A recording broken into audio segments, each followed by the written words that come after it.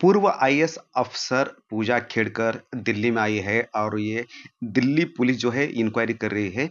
हमारे साथ पूजा खेड़कर जी है। पूजा जी, हमें एक बात बताइए कि बहुत दिन हुए लेकिन आप कभी सामने नहीं आए। आज आप सामने आए हैं और इन्वेस्टिगेशन के लिए आप यहाँ पे खुद आए हैं। इतने दिन आप थी कहाँ पे? पहले तो मैं ये क्लियर करना चाहूँगी कि जब से एफआईआर मुझ पे फाइल हुआ था, तभी से मैंने ये हर कोर्ट में और इवन पुलिस स्टेशन में मैंने ये इन्फॉर्म किया था कि मैं हर तरह का सहयोग करने के लिए, कोऑपरेट करने के लिए तैयार हूँ। मेरी तरफ से जो भी डॉक्यूमेंट्स होंगे, जो भी इंक्वायरी होगी, I am ready to face all of that. This I have been submitting right from the time of the filing of the FIR. उसके बाद मैंने सुप्रीम कोर्ट में भी यही सबमिट किया था कि एफिडेविट सबमिट किया था कि मैं हर तरह की जांच के लिए तैयार हूँ। और यही इसी बेसिस पे सुप्रीम कोर्ट ने दिल्ली पुलिस को ये ऑर्डर किया था कि जो भी इन्वेस्टिगेशन है वो मुझे बुला के वो आगे ले जाए। और लोग जब उसी दौरान ऐसे बातें उठ रही थी कि मैं दुबई चली गई, मैं कहीं भाग गई, लेकिन ऐसा बिल्कुल भी नहीं है। मैं इंडिया में हूँ और मैं इंडिया में ही थी, और मैं क्यों जाऊं कहीं? मैंने कुछ भी गलत नहीं किया है। तो इसीलिए मेरा कहीं जाने का या कहीं भागने का या दुबई जाने का या किसी फॉरेन कंट्री में जाने का मेरा कोई ना इरादा था ना इरादा है। लेकिन एक तरफ आप कहते हैं कि आपने कुछ भी गलत नहीं किया और दूसरी तरफ यूपीएससी ही कहती है और यूपीएससी ने आपका कैंडिडेटचर जो है वो कैंसिल कर दिया, रद्द कर दिया है। यूपीएससी ने नेचुरल जस्टिस जिसे हम कहते हैं वो बिल्कुल भी फॉलो नहीं किया है। ओके। जैसे मैं आपको बताती हूँ कि 17 जुलाई को यूपीएससी ने मुझे शो कॉज नोटिस भेजा for number of attempts, and immediately next day उन्होंने प्रेस रिलीज निकाला और मेरे अगेंस्ट एफआईआर फाइल कर दिया। मतलब मेरा एक्सप्लेनेशन सुनने से पहले, मुझसे कुछ पूछने से पहले मिनिमम 7 डेज भी यूपीएससी नहीं रुकी। एक दिन में उन्होंने एफआईआर फाइल कर दी। ये मुझे नहीं लगता आज तक कहीं पे भी ऐसा हुआ होगा। पता नहीं उन्होंने किस प्रेशर में किया, मीडिया के प्रेशर में किया या किसी और प्रेशर में किया, लेकिन बेसिक जस्टिस भी उन्होंने फॉलो नहीं किया। अच्छा, ये यूपीएससी हर वक्त ऐसे ही करती है या फिर इस बार बहुत ही जल्दी में ये यूपीएससी मतलब आज तक मैंने तो ऐसा कभी नहीं सुना कि यूपीएससी ने ऐसा किया है, लेकिन ये बेसिक जस्टिस भी ना फॉलो करते हुए मेरे केस में तो उन्होंने यही किया। गुनहगार को भी वक्त दिया जाता है। किसी को भी वक्त दिया जाता है। मैं अपने आप को मतलब जैसे कोई भी गुनहगार हो, जैसे कसाब भी हो, तो उसे सबको पता था उसने क्या किया है, फिर भी उसे पूरा मौका दिया गया अपनी बात रखने का, अपने कहने का, और उसके बाद ही उसका फैसला लिया गया। लेकिन मीडिया ने, जनरल पब्लिक ने, यूपीएससी ने मुझसे कुछ पूछे बगैर, मुझे कुछ बताए बगैर, मेरी बात सुने बगैर एक तरफ से ही ये डिसाइड कर लिया कि मैं गुनहगार हूँ। ऐसा तो कहीं पे भी नहीं होता है।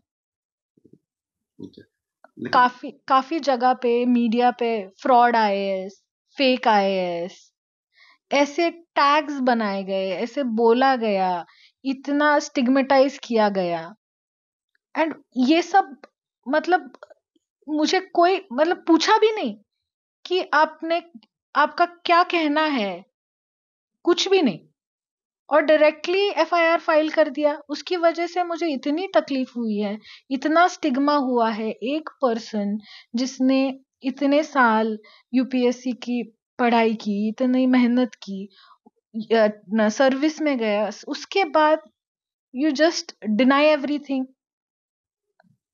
क्यों आपको क्यों लगता है, क्यों आपको टारगेट किया गया? उसके काफी रीजंस है। मतलब जैसे पहले जब मैंने इसकी शुरुआत तब हुई जब मैंने पुणे में ज्वाइन किया। पहले ही दिन से मेरी वहां पे हरासमेंट शुरू हो गई। वो हरासमेंट आई मतलब मैंने I didn't give in to that harassment. मैंने उसकी एक confidential complaint chief secretary ma'am को सेंड की, लेकिन उस पे कोई स्टेप्स लिए नहीं गए। एंड एज अ रिवेंज वहां पे मेरे फेक रिपोर्ट्स सेंड किए गए, गलत रिपोर्ट सेंड किए गए, वो रिपोर्ट्स मीडिया को लीक किए गए और ऐसा परसेप्शन बनाया गया that I am the culprit, okay. where to begin with I was the one who was suffering, and after that it was blown out of proportion. Okay. और ये सब ये एक वजह है। दूसरी वजह मेरे फादर ने भी लोकसभा की इलेक्शंस कॉन्टेस्ट किए थे, उसमें पॉलिटिकल इंटरेस्ट भी थे, कास्टिज्म भी बहुत हुआ, ये कहना नहीं चाहिए but I have suffered from that. मुझे पहले लगता था कि caste is not a reality in India, though मैं मतलब जैसे हम पढ़ते हैं कि caste basis is there, but I thought it was not such a deep reality in India. लेकिन मेरे साथ भी जो कास्टिज्म हुआ, जो ये हुआ, इट वाज वेरी अनफॉर्चुनेट, और मुझे कभी ऐसा लगा नहीं था कि caste would play such a big role in maligning a person. Maharashtra को प्रोग्रेसिव स्टेट कहा जाता है। शाहू फुले अंबेडकर इतने बहुत ही प्रोग्रेसिव नेता थे। आपको लगता है कि ये कास्ट की वजह से भी आपको टारगेट किया गया, सोशल मीडिया हो या फिर ये बाकी सब चीजें? ये तो है ही कि हम कहते हैं कि महाराष्ट्र तो प्रोग्रेसिव स्टेट है ही, बट हमारा कॉन्स्टिट्यूशन भी डॉक्टर अंबेडकर जी ने लिखा है। उसके बावजूद even after giving equal opportunity to everyone, which Dr. Ambedkar tried to give, in today's world, after so many years of independence, we still have to see this. ये बहुत ही बुरी बात है। तो क्या ये कहना चाहिए कि कास्ट सिस्टम के वजह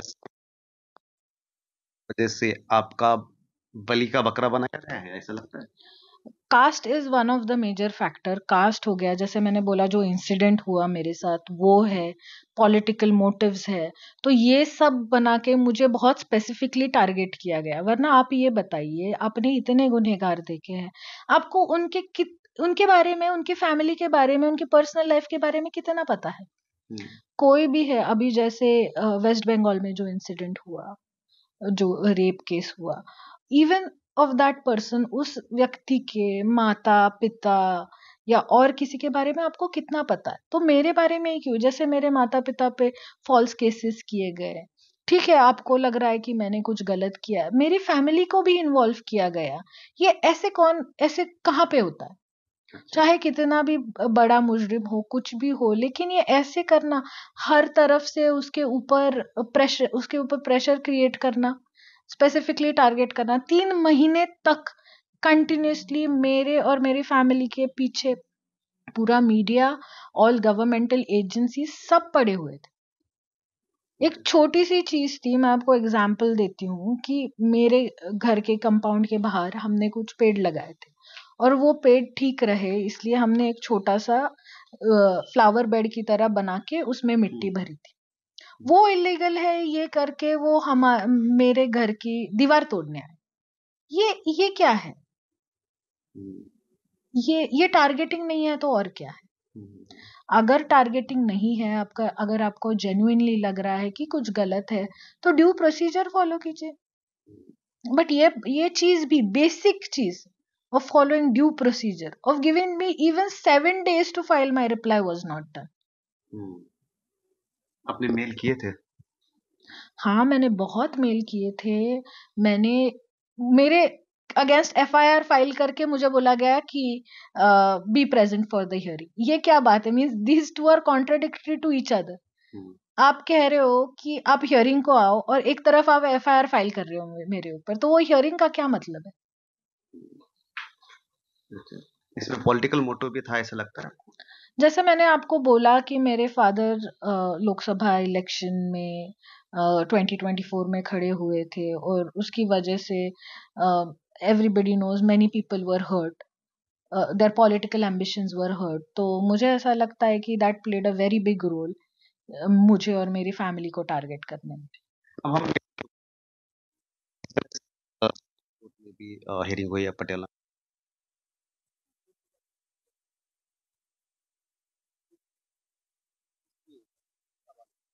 क्यों? रूल्स में बैठ चुके हैं। भी इसमें मैं एक्सप्लेन करना चाहूँगी कि बहुत सारे लोगों को ये पता नहीं है कि 2 तरह के रिजर्वेशंस हैं।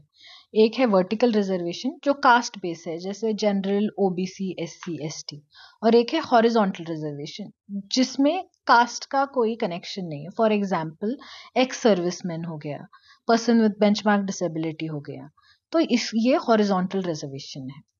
अब यूपीएससी का नोटिफिकेशन ये कहता है कि ओबीसी कैंडिडेट के लिए 9 अटेम्प्ट्स है और person with benchmark disability candidate के लिए 9 अटेम्प्ट है।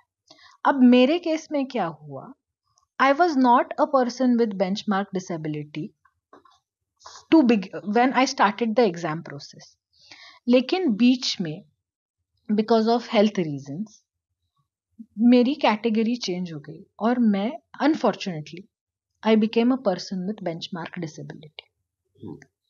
So after becoming a person with benchmark disability, I applied in my own category because my category was changed from OBC to person with benchmark disability.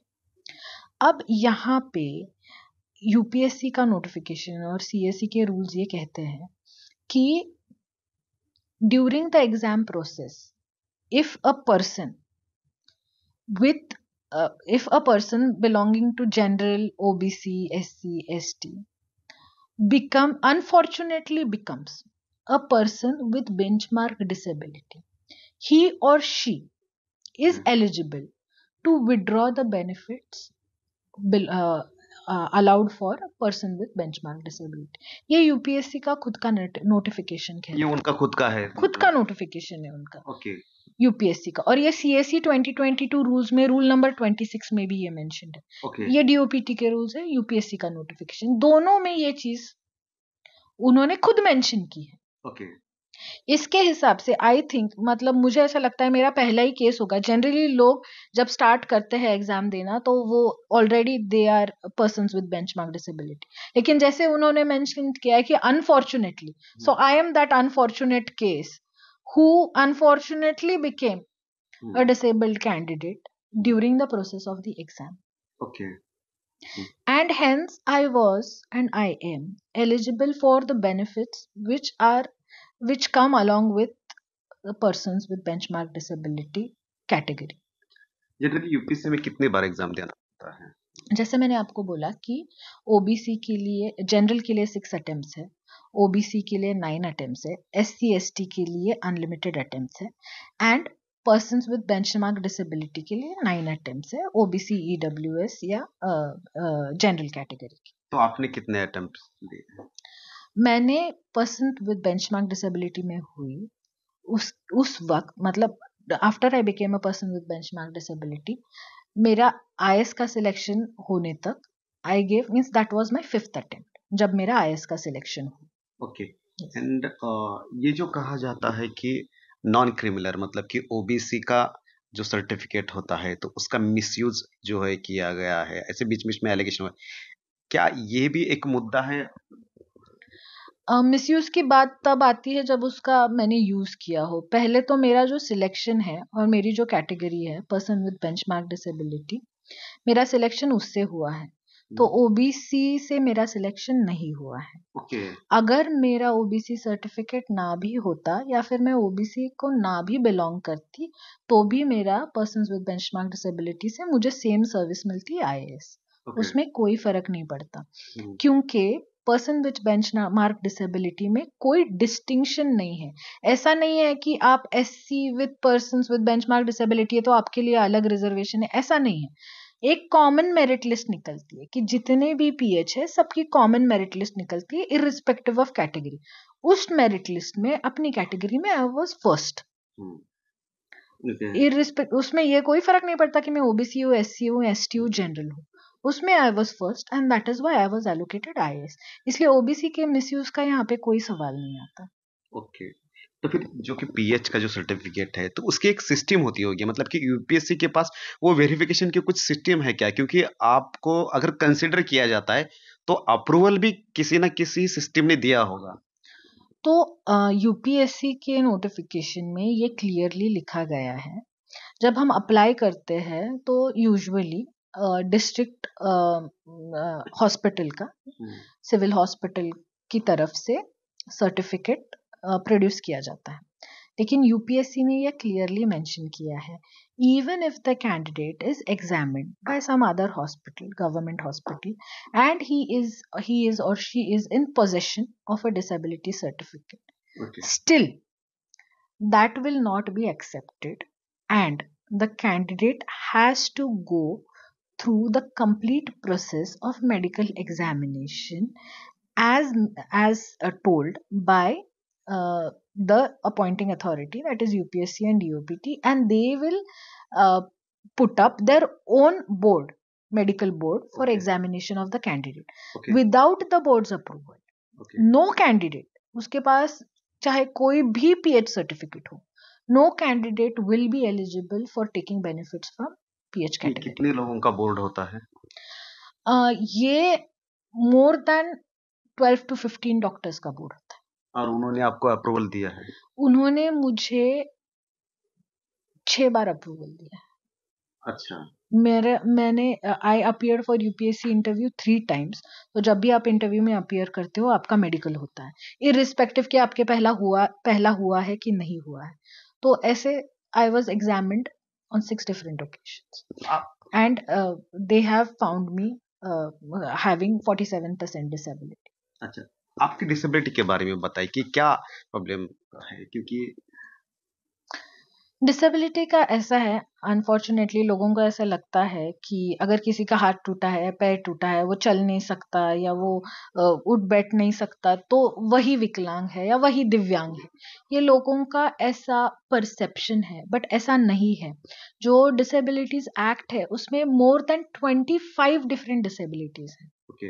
और आप कोई भी सर्वे या कोई भी इंटरनेशनल रिसर्च देख लीजिए, इंडियन रिसर्च देख लीजिए, 90% of the disabilities are not visible.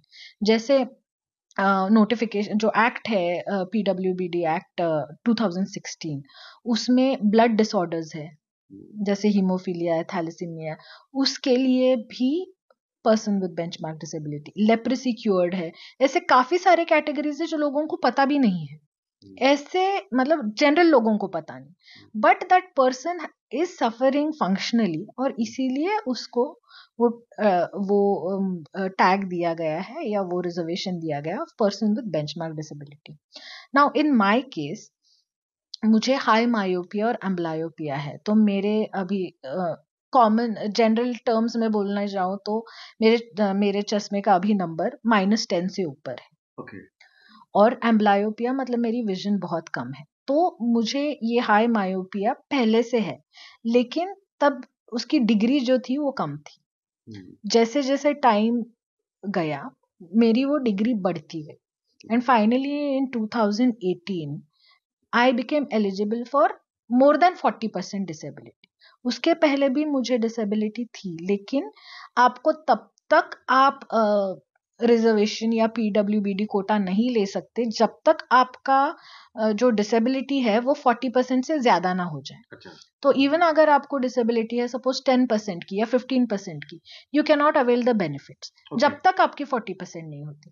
तो अनफॉर्चुनेटली जब मेरी 40% हुई तब मैंने एग्जामिन कराया खुद को, और तब मैंने PWBD कोटा में अप्लाई किया है। ओके। अच्छा। लेकिन दूसरा एक सवाल आता है इसके बारे में कि आपके नाम के बारे में, कि बार बार आपने नाम चेंज किया है या ऐड ऑन किया है?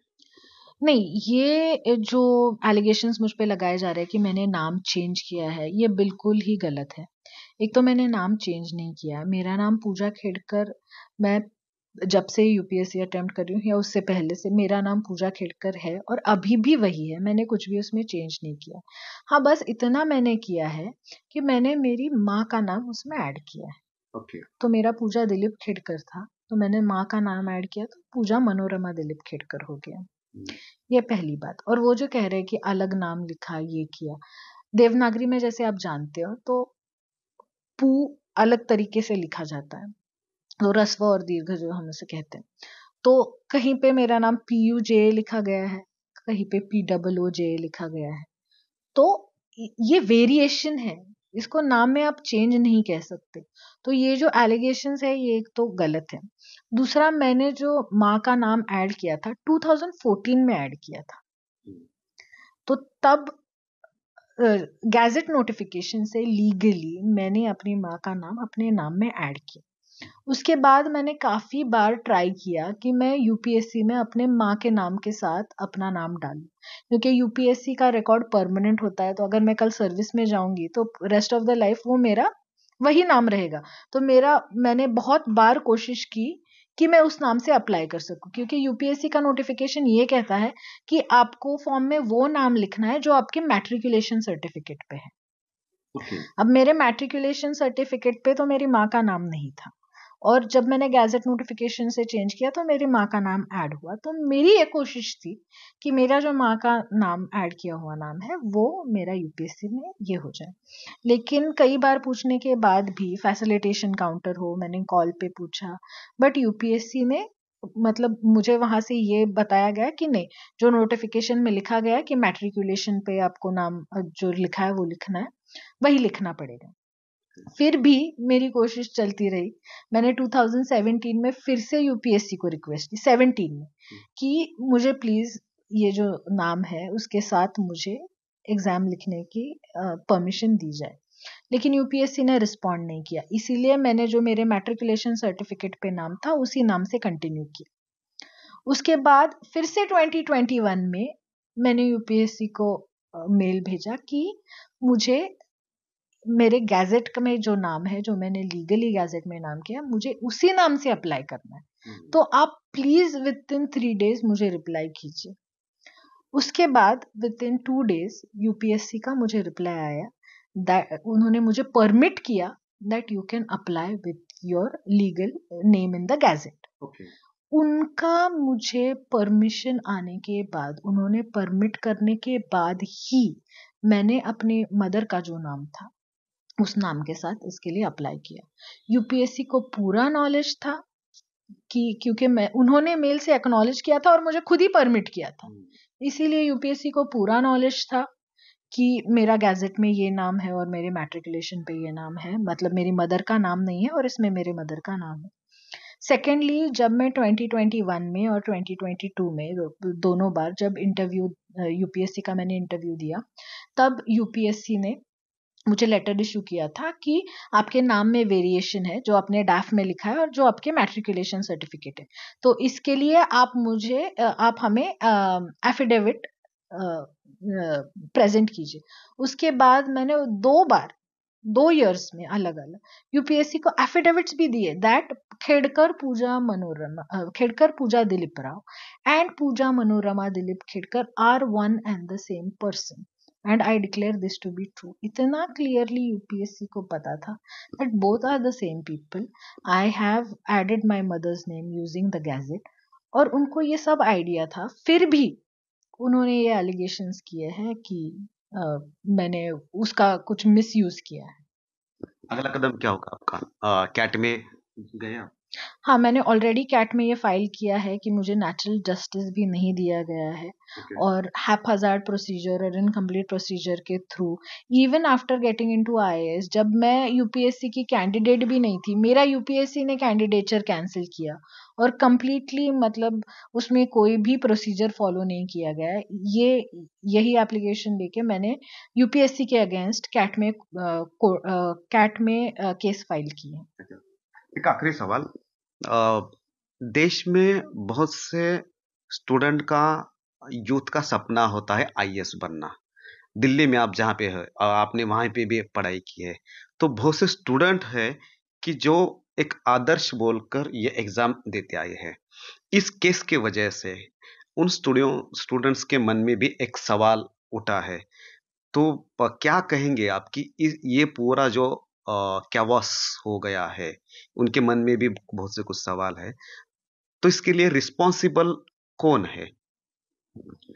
मुझे लगता है इसके लिए यही रिस्पॉन्सिबल है कि एक तो मिस इन्फॉर्मेशन बहुत ये की गई कि लोगों का जो परसेप्शन बना कि ये फेक तरीके से किया गया है, और कोई प्रोसीजर फॉलो किए बिना भी यूपीएससी ने जो स्टेप्स लिए उसकी वजह से भी लोगों को ऐसा लग रहा है कि ये बहुत कुछ गलत हुआ है यहाँ पे। लेकिन it has been very irresponsible on part of UPSC कि उन्होंने कुछ भी ना देखते हुए, कुछ भी ना करते हुए ऐसा स्टेप लिया। इसके लिए ऐसी बड़ी इंस्टीट्यूशन से from a constitutional body this is not expected.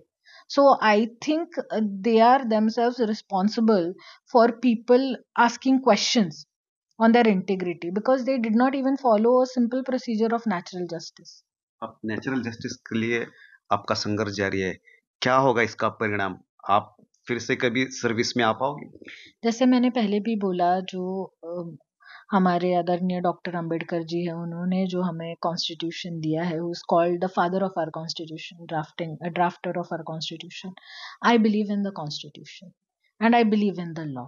तो मुझे 100% पता है कि मुझे जस्टिस मिलेगा. It might be delayed but it won't be denied. शायद उसको टाइम लगेगा, बट मुझे ये पता है कि 100% मैं वापस सर्विस में आऊंगी क्योंकि मैंने कुछ भी गलत नहीं किया. और विद टाइम ये सबके सामने प्रूव हो जाएगा and the I will get justice from the justice system और judiciary will see the truth. ये मुझे पता है. इन्वेस्टिगेशन के लिए आप आगे भी इसी तरह से कोऑपरेशन आपका रहेगा? हाँ, मैंने पहले भी कोऑपरेशन के लिए मैं हमेशा तैयार थी, अभी भी हूँ. और जितना मेरी तरफ से पॉसिबल है, जो भी उन्हें एविडेंसेस चाहिए, जो भी डॉक्यूमेंट्स चाहिए या जो भी इंटरोगेशन करना है, मैं हर चीज़ के लिए तैयार हूँ. धन्यवाद हमसे चर्चा करने के लिए। पूजा खेड़कर जी ने बताया है कि उनका भरोसा है कॉन्स्टिट्यूशन पे और जुडिशियरी पे, न्याय प्रणाली पे और आगे भी चलकर जो जो कुछ भी इन्वेस्टिगेशन होगा उसमें वो कोऑपरेट करेंगे। कैमरामैन सत्यम के साथ रामराज शिंदे, एनडीटीवी दिल्ली।